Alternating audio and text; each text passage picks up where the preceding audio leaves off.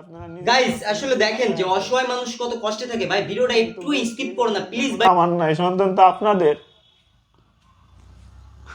এই সন্তান কত কষ্ট থাকে ভাই, এদের কষ্ট আর নেওয়া যায় না ভাই, এত কষ্ট থাকে। আপনারা আগায় আসেন, আপনারা আমার ছেলের পাশে দাঁড়ান, আমার ছেলে তাদের বাঁচতে সাহায্য করেন, সহযোগিতা করেন। ও ছাড়া তো এই দুনিয়ায় আমার আপন বলতে ও ছাড়া, ওর মা ছাড়া কেউ নাই আপন। রক্তের সম্পর্ক তো সবসময় সম্পর্ক হয় না, রক্তের সম্পর্কের লোকজন তো আমার খোঁজ খবর নেয় না। আমি ফোন দিলে বলে তোমার বাচ্চা বাঁচবে না, চিকিৎসা করায় ট্রিটমেন্ট করায় কি লাভ? নেওয়া যায় না ভাই, এত কষ্ট থাকে, প্লিজ ভাই ভিডিওটা শেয়ার করে দিন। ও যদি সুস্থ হইতো তার জন্য সুস্থ হয়ে যাইতো।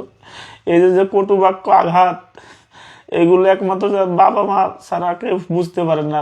বা যাদের সন্তান আছে তারা জানে যে তাদের সন্তানের সাথে একটু হাসি দিয়ে শয়তানি করলে ও বাবা মার কলজে ছিঁড়ে যায়। ওরা যখন বলে যে ও প্রতিবন্ধী, ও হাঁটতে পারে না, কথা বলতে পারে না, ও ঠিকঠাক খায় না, শরীরের গ্রোথ হয় না, যখন সামনে বার বলে প্রতিবন্ধী ভাই, তখন তো আমার কলিজা ছিঁড়ে যায়।